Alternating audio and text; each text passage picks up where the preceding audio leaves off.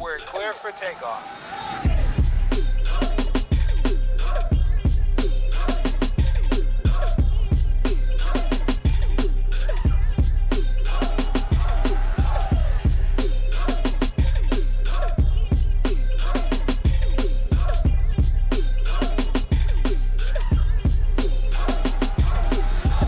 Welcome one and all to the Kings of the Heart podcast. Kings of the Heart right here. My name is Tariiq Walton. I am a licensed clinical marriage and family therapist, and I am not by myself because this is the Kings of the Heart, which means there is another king, the one, the only, my brother, Dr. John Hart is in the house. Dr. Hart, brother John. Hey. What is happening, man? Oh, man, so good to be here in this space. Good to see again. you, man. Good to see you. Man, I know. It's been a while, but, it's flu season, it's life, so back to good health and, yes, just here rocking again with Kings of the Heart, man. Yeah. I appreciate you holding it down, homie. Hey, man, say that. This is what we do, man. This is exactly what we do. We are the Kings of the Heart. We have to make sure that we are getting this information out to people, no matter what's going on out there in the world. But look, man, it's always good to have you back here with us, man. Appreciate it. The other king right here, Dr. John. I'm back. Yeah, man. Y'all get ready. Buckle up. And we've been having some great discussions, part ones, part twos, about a lot of good topics.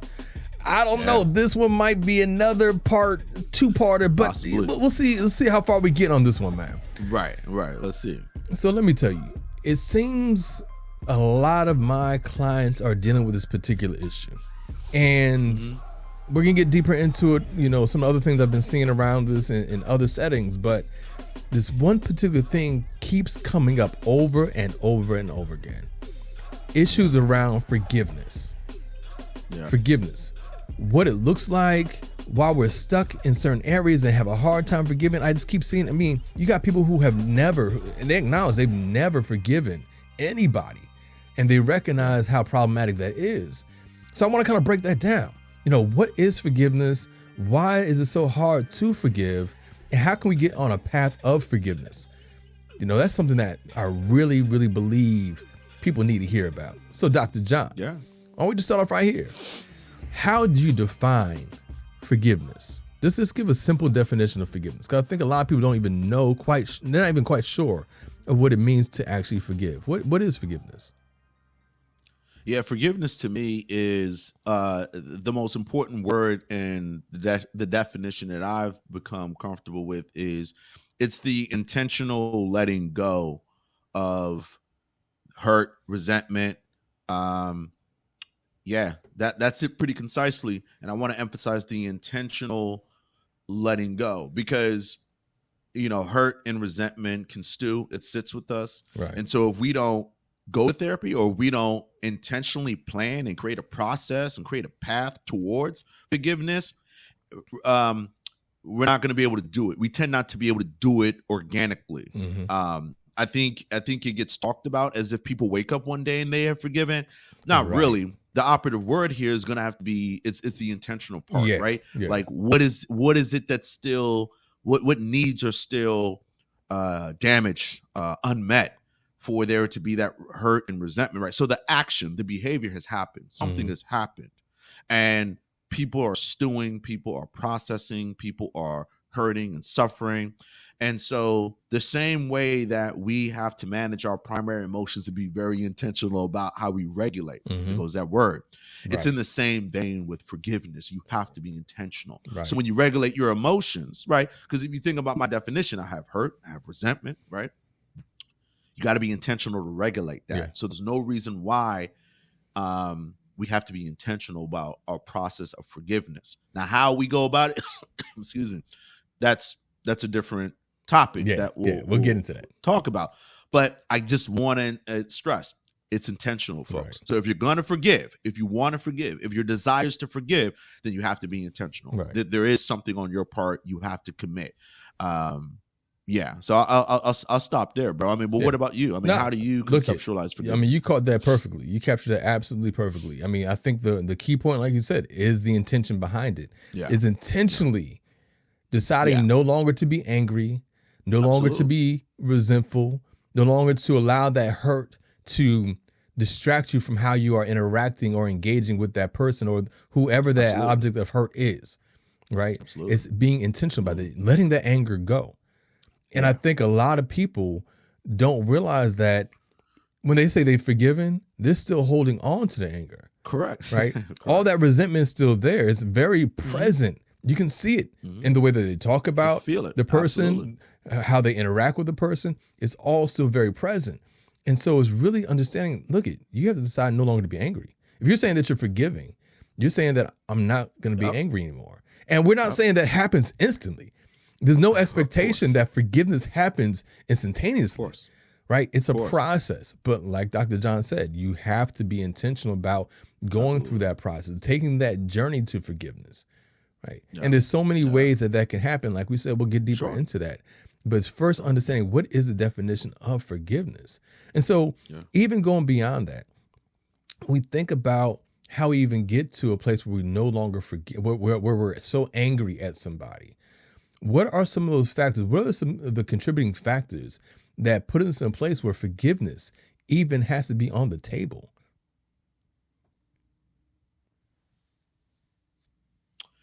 I mean, that's a really great question, and I actually think that there's so many different answers to that. I think, I don't know if this is going to directly answer, but what comes to mind is, it's when I think about human behavior, your question elicits that idea of what is at stake. Right. So if there's something that is at stake and at risk to worsen, to create more problems, I think there's a little bit more motivation to forgiving, right? Regardless of what the situation is. So let's say, for example, I've had clients who will say, we have kids together. It's a huge motivational idea for folks to really grapple with, is in order for my kids to experience whatever lifestyle I want, I need to forgive my partner. Because if not, this will destroy the relationship, a la destroy the family and my kid, right? So like, that's a really good example of what I'm saying, in which there are so many different factors, but I really think that it applies to what people value the most. If people value family and connection, and if that is at risk by not forgiving, they consider it a lot more. If it's other things like money and finances, right? So, but I'm actually talking more so along the lines of what happens that people don't want to forgive or having a hard time forgiving. Like thinking about the hurt. Like what are the things that actually causes the hurt? What are the things that actually cause the anger that people are having a hard time letting go of, that puts them in a position of not forgiving? Yeah, and that could be anything too, right? Yeah, no, it can. So a couple of things that come to mind when I've worked with clients is, so you have constant and repeated exposure to the stimulus that caused the hurt. Okay. Right. So people who keep getting exposed to that person, that situation that has led to the resentment, hurt, and anger, it's going to be really hard. Like that's part of being human, right? So, some people struggle with that, and there's not really a true escape, right? So, for example, if let's say the person who hurt you is a parent, how can you technically really escape your parent if you live with them every day? So that constant reminder builds resentment. So that's one idea. So the constant repeated exposure to the stimulus, to the person that hurt you, that's problematic. The other thing that comes to mind when I think about the factor, but this is just me personally, when I've worked with clients, I think there's also that cognitive distortion around emotional reasoning, right? Okay. It's not to dismiss people's feelings, but we have people out here who, when they feel, they are so justified in that feeling that they want it to be dealt with, addressed all day, every day, right? Because it's my feelings and you did this, so you have to. And there's a certain level without a therapist or a trained person to assist with that, because there's nothing wrong in trying to explore, how do you want to be healed and what does that look like? But emotional reasoning is very dangerous, because what it does is it allows the person to say, my feelings are not just so valid, but my feelings are now at the heart of it. So you have to deal with my resentment. You have to deal with my hurt. And because you caused it, and because you elicited that, like, then I feel justified in putting you through the ringer. And that's problematic. So the other thing that I think can get easily overlooked is emotional reasoning. And again, it's not to dismiss the emotions of resentment, hurt, and anger, but when people take it to that level, it's now quite irrational in people's behaviors. Yeah. Yeah. The thing that I think about is that, and the reason why I'm even asking this question is because there are a lot of people who are dealing with being on the other side of that forgiveness, right? Where they're not being forgiven, where they feel or believe that their partner is continuing to bring things up over and over again to show them that they not only have they not forgotten, but they haven't forgiven. They're throwing it at them every time they're being triggered by something that the partner is doing. And for that partner to understand, okay, well, why is it that this keeps happening? Why are you having such a hard time forgiving me? And what you have to often go back to is understanding the degree of the hurt. How major was the infraction that the person is still holding on to whatever actually occurred. And that's the thing that I think a lot of people don't realize, is that you may think that whatever you did wasn't so significant. And like you said, with the emotional reasoning for this, sometimes people take it in as being a little bit more extreme than it actually was. They feel it much more deeply than either the intent or even the actual infraction. Absolutely. And it's a matter of recognizing that, there's a certain degree of hurt that the person is actually processing here that's being kind of settled into this feeling of resentment and anger and hurt that they're not able to easily let go of. So when you think about why people can struggle with forgiving, it's often because of how deeply they were hurt or how deeply they believe they were hurt. And we got to break that down too. How deeply they believe they were hurt, and wanting to make sure that the other person recognizes, one, that they should not hurt them that way again. So I keep bringing it up. But two, that sometimes those people who are not so forgiving want the other person, they want the person who is guilty of whatever that hurt is to also feel the pain. And so they're not going to let go. Yep. Right. So that's when I start thinking about, okay, well, what's behind this hurt?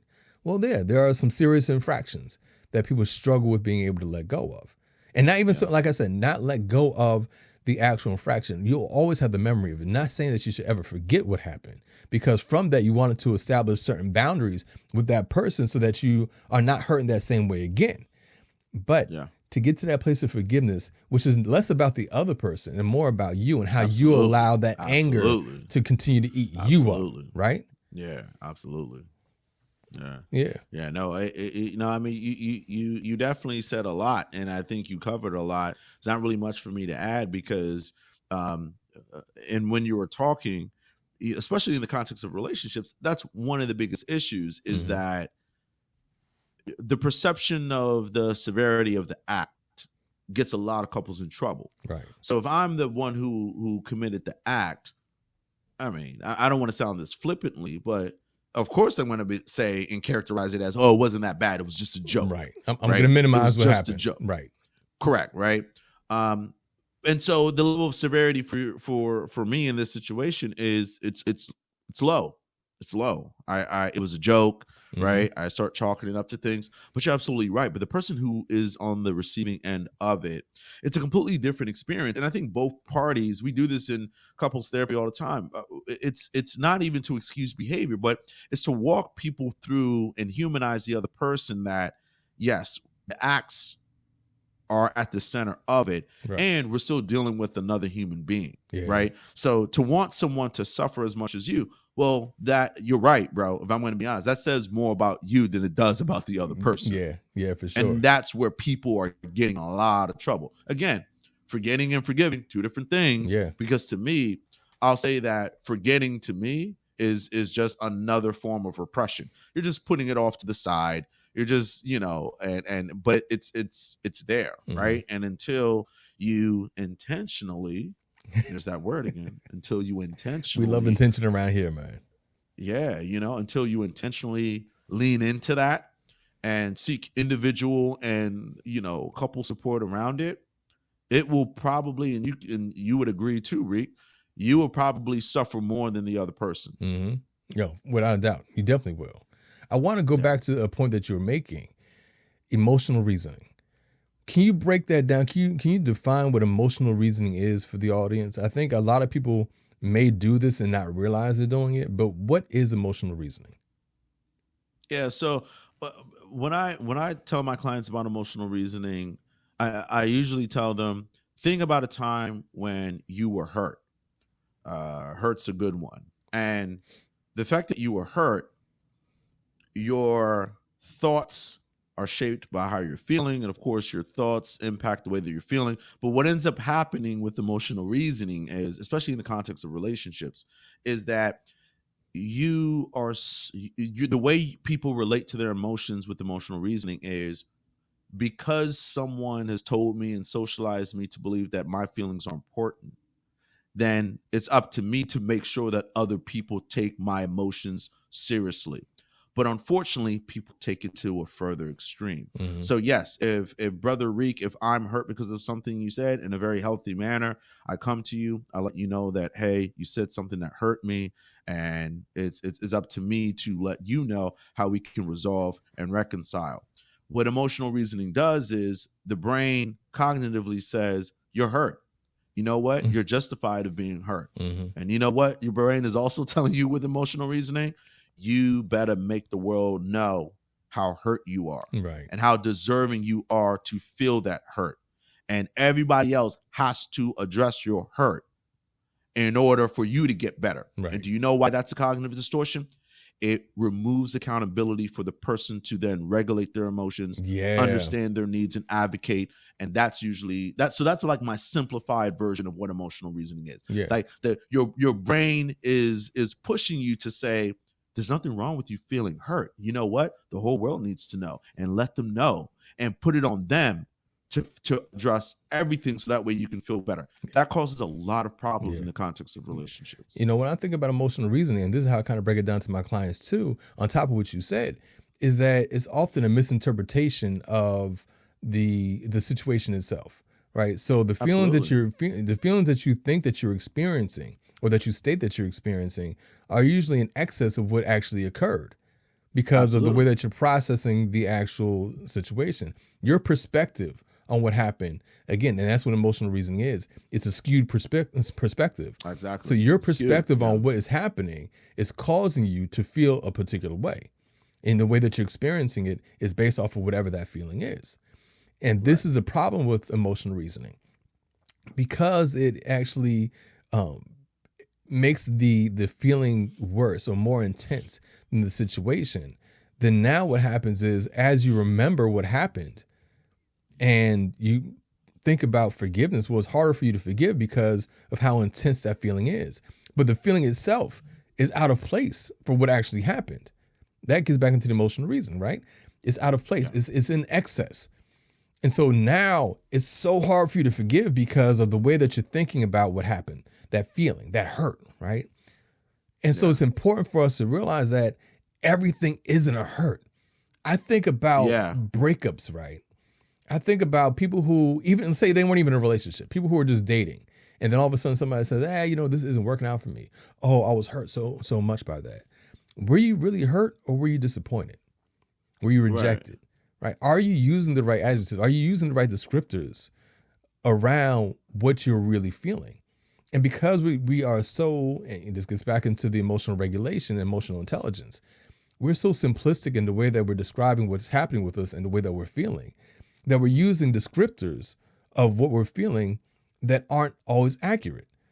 And so one thing that I come back to with all my clients is that, do you realize how many of your experiences that you're feeling so hurt and that you're angry about are really based in you being disappointed, based on the expectations that you had that weren't met? And so now here you are sitting in this, stewing in this disappointment. And maybe you feel rejected, maybe you feel frustrated, maybe you feel insecure, but hurt is a whole nother thing. Hurt to me is an injury. There's an emotional injury there. Somebody saying that I don't think we're right for each other isn't necessarily an emotional injury. Yeah, it may be a bit of a rejection, but they didn't do anything to really harm you. And so often we think, okay, well, I'm really, really hurting here. That's a cognitive distortion. The way that you're perceiving what happened is not in line with what actually happened. You're holding on to it in this particular way. Right. And so now Yeah, no, I think that's well said, and I love the part that you stressed because I was going to add that as well. It's like what I was bringing up is like the couple of steps after what Brother Reek is saying, which is it gets out of control because there is no, and I don't want to use like this language, but it's like because there's no empirical evidence to what has happened. You're using your emotions to feel and justify the way you are responding. Justifying it, and right. that is problematic Yep. when, like Brother Reek is saying, when you're probably not accurate around how you're feeling. So you're claiming that you're hurt, and now you're justifying your actions and how you treat and relate to your partner or whoever through perceived hurt, when in reality, you sure that wasn't sadness? Right. You sure that wasn't actual fear, actually? Like, but it's, I'm just hurt. I'm just hurt. I'm just hurt. And I think Brother Reek is saying that end of itself, from a foundational standpoint, that's why I flagged emotional reasoning, because a lot of us do that. Like, but there are people who just do it all the time. With and everything. so we're flagging it because to bring it back to forgiveness, that if you, and again, this is why emotional intelligence, that's why we had a whole series a couple of seasons ago. We did a whole series on emotional intelligence, because by increasing your emotional intelligence, you reduce the likelihood of engaging in emotional reasoning, because you're far confident, you're far more accurate around how you're feeling, you're able to regulate, and that ties into things such as forgiveness, right? Because you have that sharper IQ around how you're feeling, so the descriptors you use allow you to communicate far more effectively, precisely, and actually allow your needs in the process of forgiving to make ask of your partner. But when everything is a hurt, and then you fall into that where everything is a hurt, and I'm going to treat it like everything is a hurt, and again, I'm not playing. Like, people with emotional reasoning take it a step further, as I alluded to, is it's not about them dealing with their own emotions. It's about, well, you got to fix it now. Right. That's problematic. Right.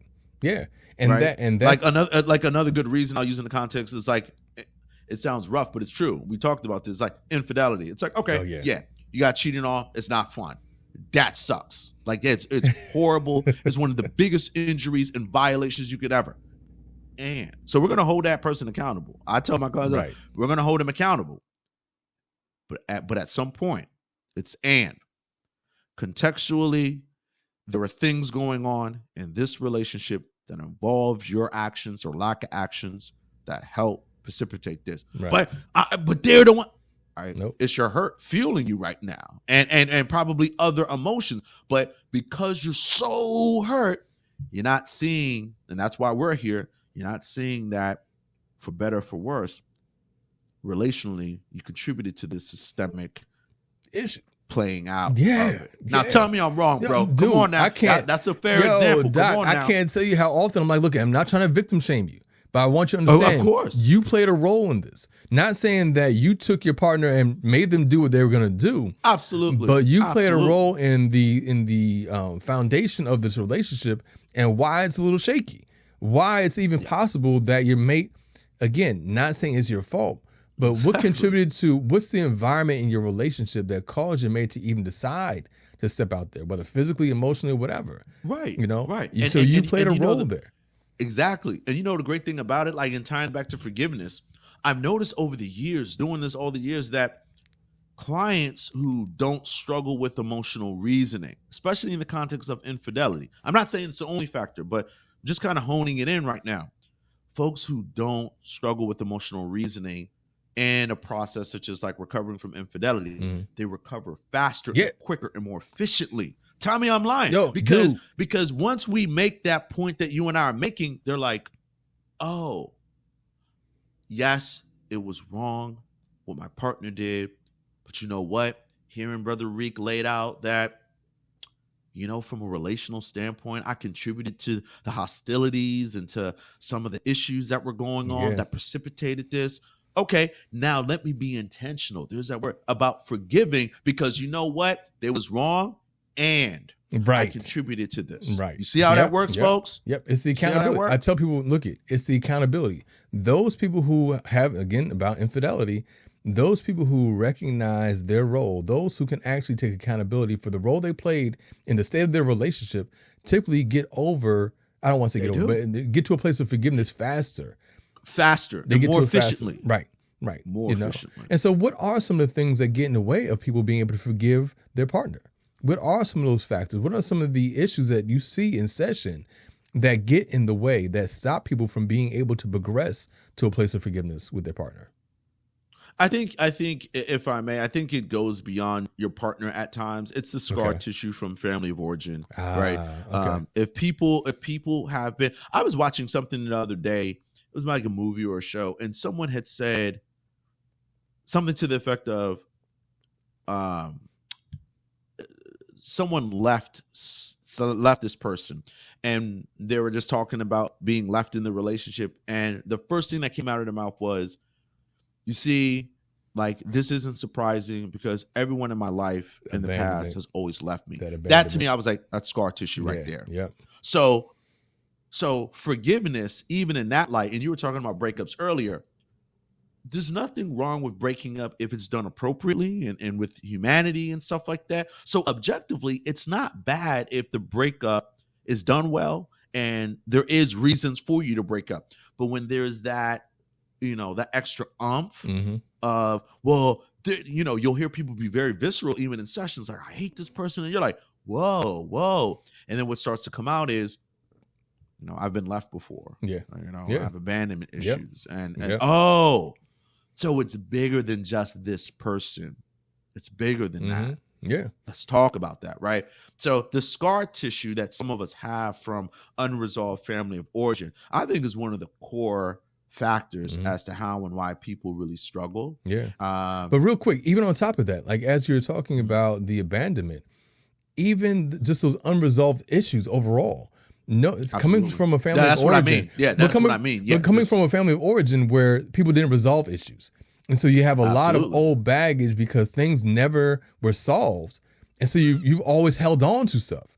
And that's one of the things that I've really discovered lately is that you have a lot of people who have never learned to forgive. They've never been put in a place where forgiveness was achievable because there's so many unresolved issues. I've had the opportunity to go and speak to a lot of college students lately. And when I bring up forgiveness, when I talk about emotional regulation, I bring up forgiveness, inevitably there's always several people in the classroom who say, oh, I don't know if I could do that. I don't know if I could do that. Why? Because they've never learned how to forgive. I've had clients sit in session as I break down what it means to forgive and say, you know what? Yeah. I don't know if I've ever forgiven anybody in my life. Because what you find is that they've never been given the opportunity or shown how to let things go because things are never resolved. And if you don't feel like things are ever resolved and you keep being triggered, you keep being traumatized by these same actions over and over again, then it's going to be hard for you to ever learn how to let things go and forgive people for what they've done because it keeps happening over and over again. And so now they bring that same kind of thinking, those same kind of feelings, the emotional reasoning into their relationships. And with their partner, only doing things that partners do. No one's perfect.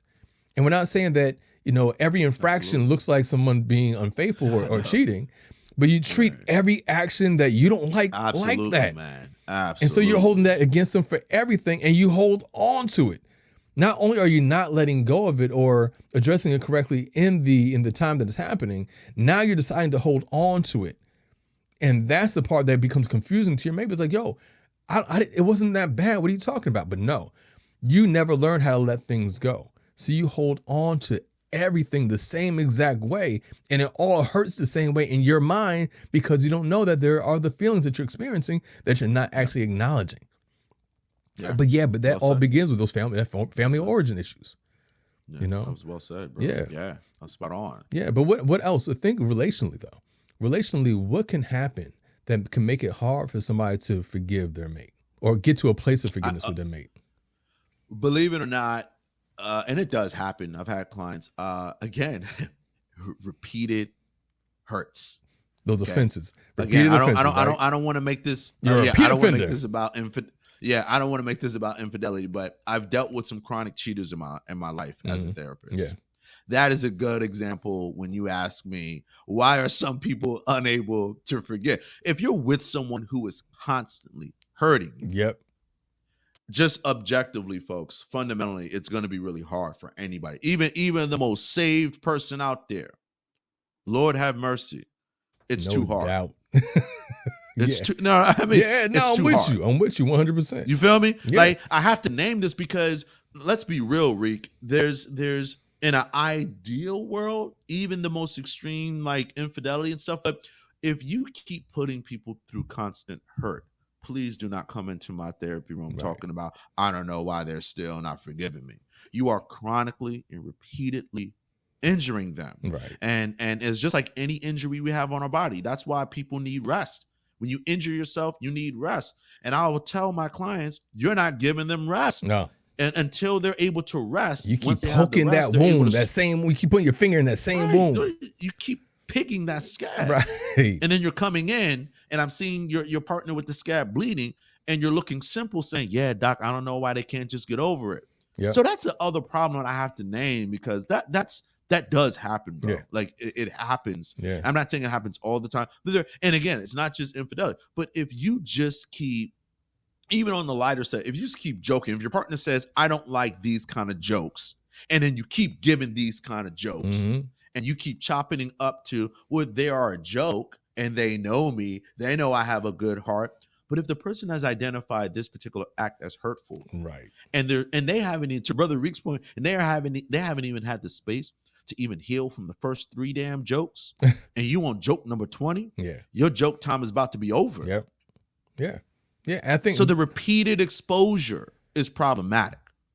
But even say if you're not doing it over and over again, not to go as far as infidelity, but something as simple as either the jokes or, not cleaning up around the house, Sure. keeping up with chores or just the inconsistency of things. It's a lot of things. Yep. Recognizing that you being inconsistent, yeah, you may have tried, you may have done it right 9 out of 10 times, but it's that one time that's going to re-trigger your mate.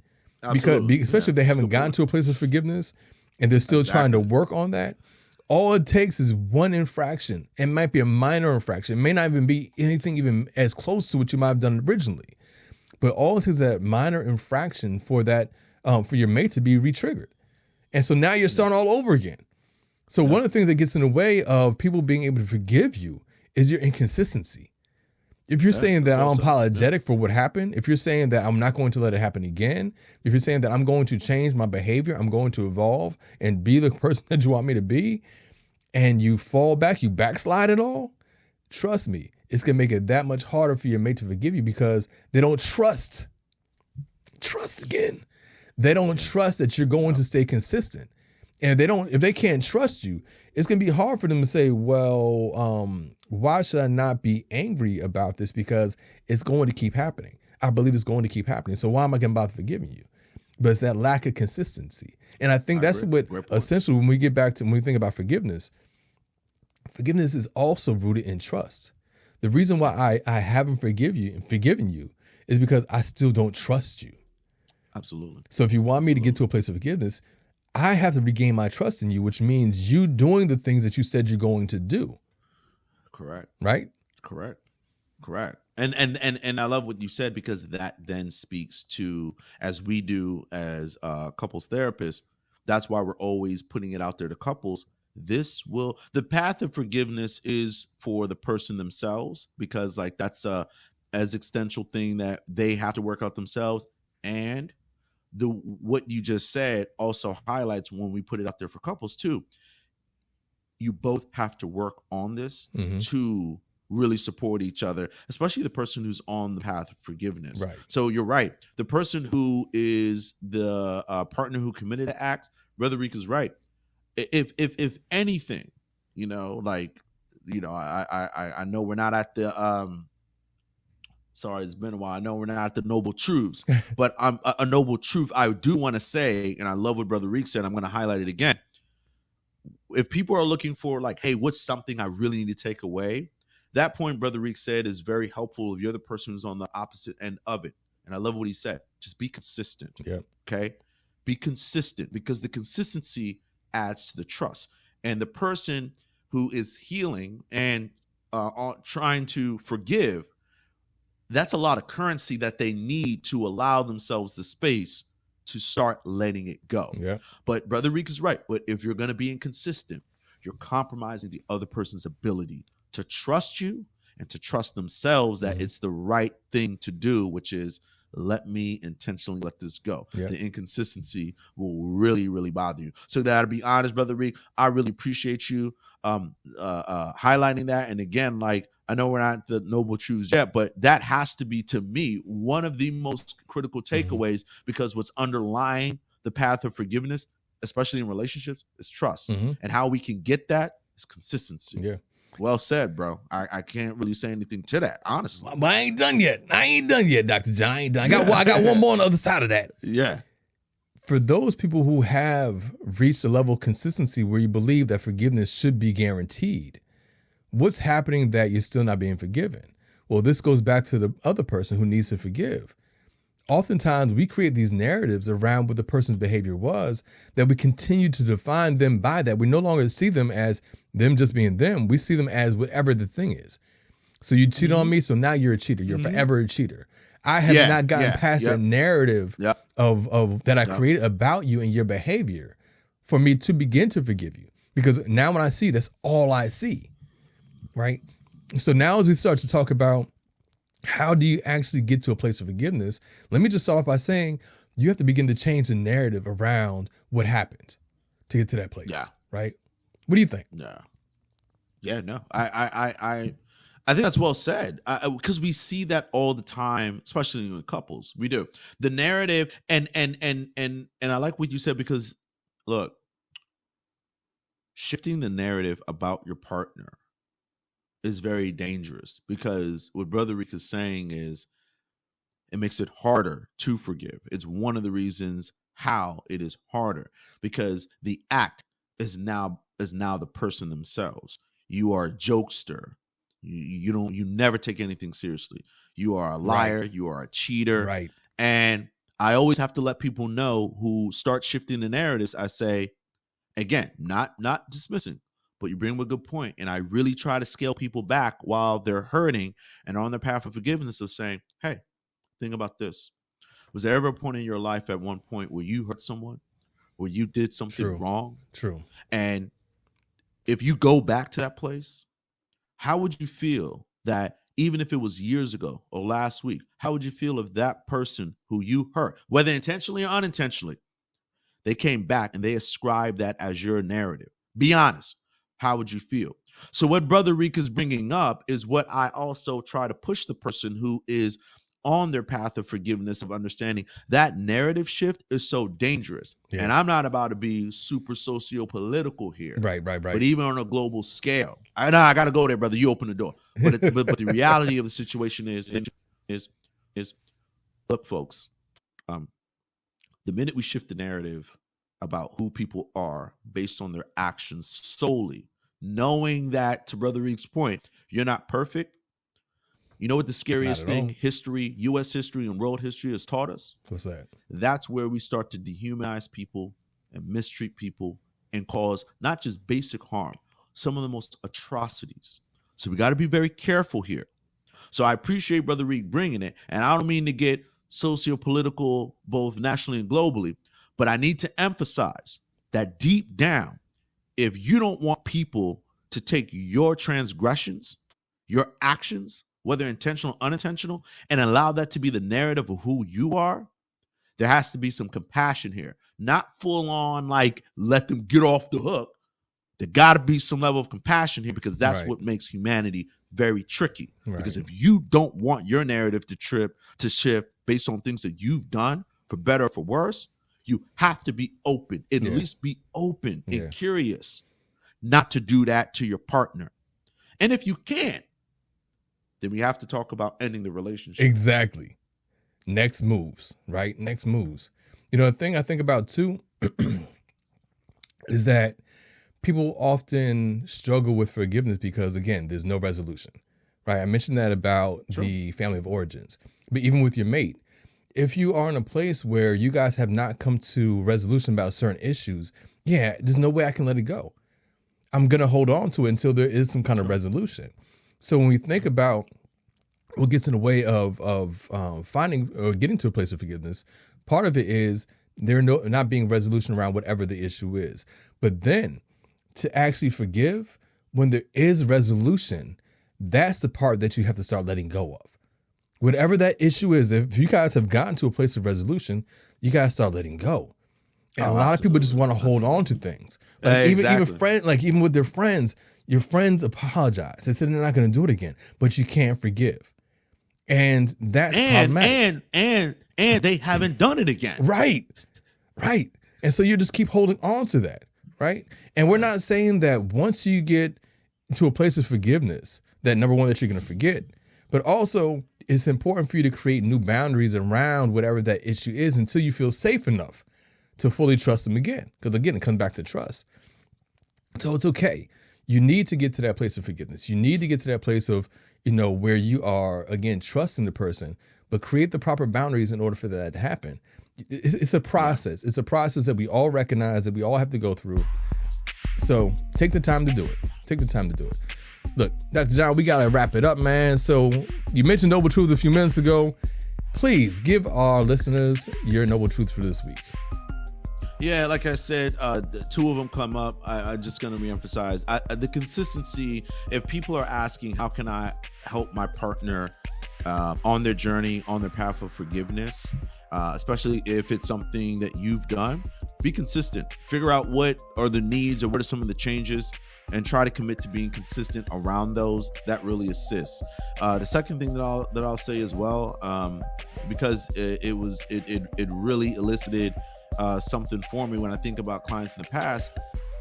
For the person who's on the path of forgiveness, especially in the context of your relationship, try to be as compassionate during that. Be compassionate to yourself, be compassionate to the other person, because at the end of the day, the shoe is on the other foot. Deep down, you'd want that as well. That's true. That's for Those sure. are my noble truths. That's for sure. And my noble truth for this week is, again, you need to make sure that you are properly classifying what your emotions are. Everything isn't hurt. You aren't that deeply injured that it is that hard to forgive somebody. Many times what you're feeling is disappointment. It may be rejection. It could be any other number of feelings that you're experiencing. But if you classify everything as hurt and you're experiencing everything the exact same way, you're never going to be able to get to a place of forgiveness, because those things are so much more intense. But every situation isn't that same way. Recognize the difference between actually being hurt or just being disappointed. So you can classify it right. You can compartmentalize what happened in your mind correctly, so that you're not emotional reasoning and you're not making this a much bigger issue than it is, so that it becomes an easier path to forgiveness. That's what you have to think about. So that's what I got for us people to get to a better place around forgiveness. And as we head on out of here, Dr. John, great show. Glad to have you back, man. Why don't you let everybody know where they can find out more about you? Feel free to just type in Dr. John Hart. A lot of different things are going to pop up clinically. Feel free to reach out and check out the Relationship Counseling Center of Maryland. It's RCC Maryland, spell out the Maryland.com. You can also find the amazing work I'm doing at the Beer Institute of Justice, doing a lot of great work around race equity, criminal justice reform, trying to hit the impacts of the communities in multiple ways. And please come show some love at our kingsoftheheart.com website. We're updating it. It's going to be an exciting year. We have a lot that Brother Rick and I are planning. So please, if you have any questions, if you want us to come give a talk or, do any kind of consultation, feel free to reach out. We're here for the community. So come check us out, and always check out our podcast. We're on all the major streaming platforms. We update it after every show. So always show some love that way. So appreciate y'all. Brother Reek, where can we find you, bro? Well, like Dr. John said, you can find me right here at kingsoftheheart.com. You can find us streaming on all the different platforms, again, like Dr. John said. Also recognize that, hey, most Fridays we are taping live. So if you want to be part of the conversation, hop into the chat. Make sure you go to our YouTube page, Kings of the Heart Podcast, and you can check us out live on Fridays. More about me, go to my website, insightmft.com, to find out more about my private practice.